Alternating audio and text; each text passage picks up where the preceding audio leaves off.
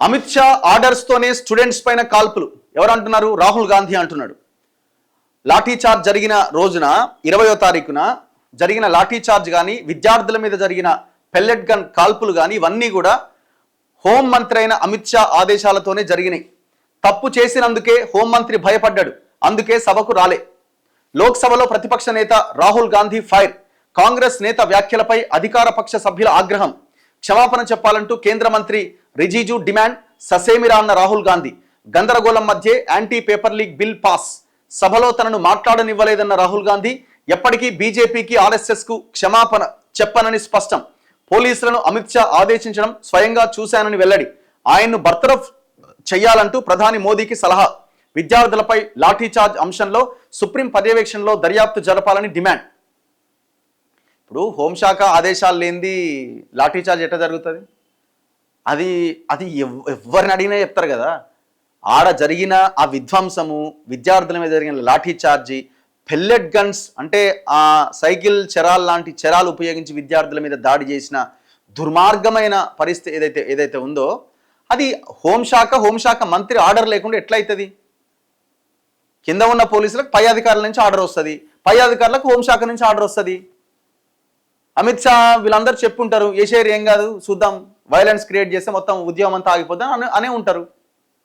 ఆదేశాలు లేని గ్రౌండ్లో ఎట్లా పోలీసులు వ్యవహరిస్తారు? పోలీసులకు ఇప్పుడు నేను తెల్లారిపోయినా, లాఠీ చార్జ్ జరిగిన తర్వాత 2 రోజులకు నేను పోయినా, పోలీసులు సైలెంట్గా ఎవరి ప్లేస్లో వాళ్ళు కూర్చున్నారు. ఒకరిద్దరు విద్యార్థులు వాళ్ళని టీజ్ చేసే ప్రయత్నం చేసినా, కొంచెం ఏదైనా మాట్లాడినా సైలెంట్గా ఉన్నారు. అస్సలు పొరపాటును కూడా వాళ్ళు అడుగు కూడా ముందుకేలే. మరి అప్పుడు కూడా లాఠీ చార్జ్ చేయాలి కదా, ఎందుకు జరగలే? ఎవరిని ఏమనొద్దు, ఇప్పటికే ప్రభుత్వం బదనాం అయిపోయింది, మొత్తం పాతాళంలోకి తొక్కబడ్డాం మనం, ఇది ఇంకా డ్యామేజ్ అవుతున్నదని చెప్పి పోలీసులను సైలెంట్ చేసింది. అప్పుడు అహంకారం తలకాయలో ఉన్న మీద మోకాళ్ళకు పోయింది. ఏం చేయాలో అర్థం కాలే. ఏముంది, వేసేస్తే అయిపోతుంది, బుల్డోజ్ చేస్తే, వైలెన్స్ క్రియేట్ చేస్తే మొత్తం అంతా మూమెంట్ అంతా ఖతం అయిపోద్ది అనుకున్నారు.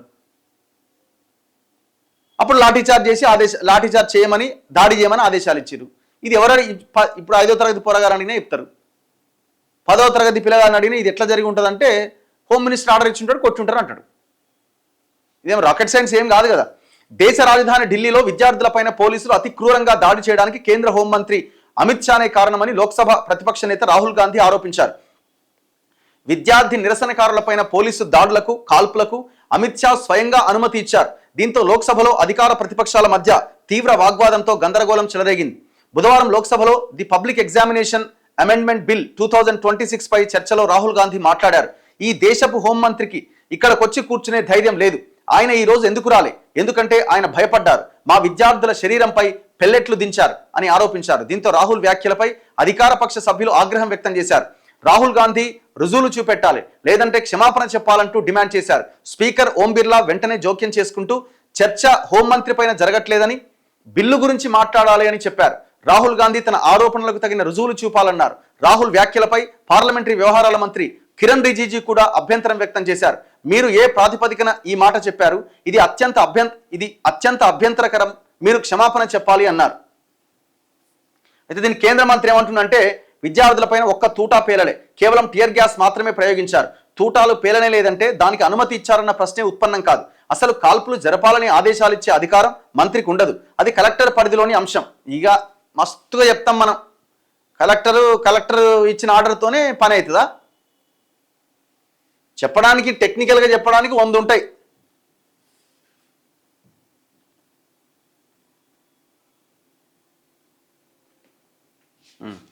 ఇదేంది?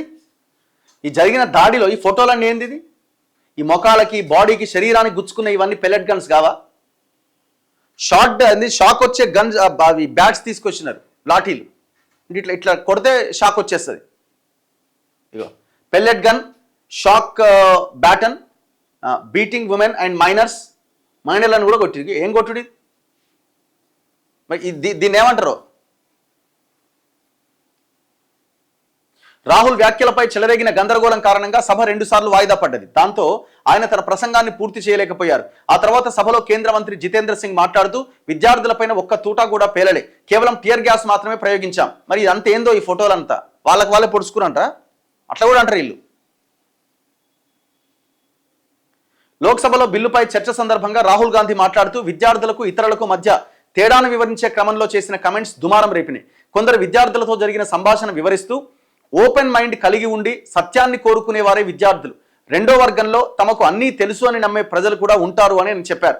ఆ తర్వాత రెండో వర్గం వారి గురించి చెప్పేందుకు ఆయన ఒక అభ్యంతరకర పదాన్ని ఉపయోగించారట.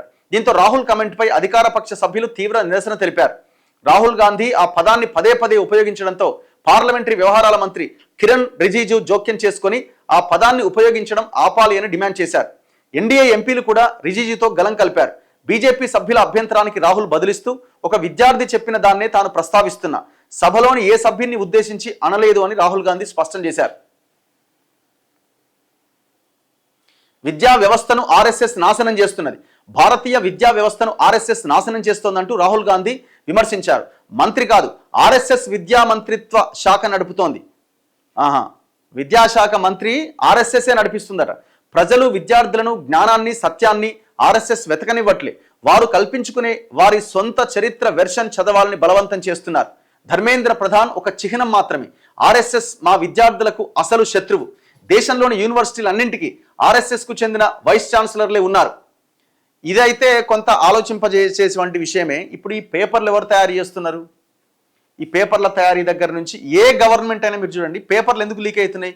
స్టేట్ గవర్నమెంట్స్లో అయినా సెంట్రల్లో అయినా ప్రభుత్వంలో ఉన్న మనుషుల, ఎవరైతే ప్రభుత్వంలో ఉన్న వాళ్ళు వాళ్ళ మనుషులను అక్కడ రిక్రూట్ చేసుకుంటున్నారు కాబట్టి పేపర్ లీక్ అవుతున్నాయి. సింపుల్ అంతే. ఇప్పుడు మీరు ఇండియాలో మన విద్యార్థులకు సంబంధించిన అకాడమిక్ ఇయర్ని అకాడమిక్ బుక్స్లో ఏం పెడుతున్నారు, ఏ సబ్జెక్ట్స్ ఉన్నాయన్నది కూడా చాలా ఇంపార్టెంట్.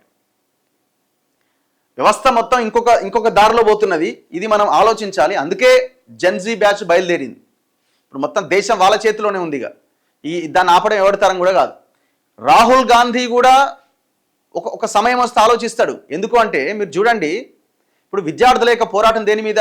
విద్యా వ్యవస్థ మీద, ఈ కార్పొరేటీకరణ, పెట్టుబడిదారులు, ఈ సామ్రాజ్యవాదం, వీటి మీద వీళ్ళ యొక్క పోరాటం నడుస్తున్నది. చాలా అద్భుతంగా వాళ్ళు విశ్లేషిస్తున్నారు. మరి ఇప్పుడు ఈ కార్పొరేట్ పెట్టుబడిదారీ వ్యవస్థకి రాహుల్ గాంధీ కాంగ్రెస్ ఏం భిన్నం కాదు కదా.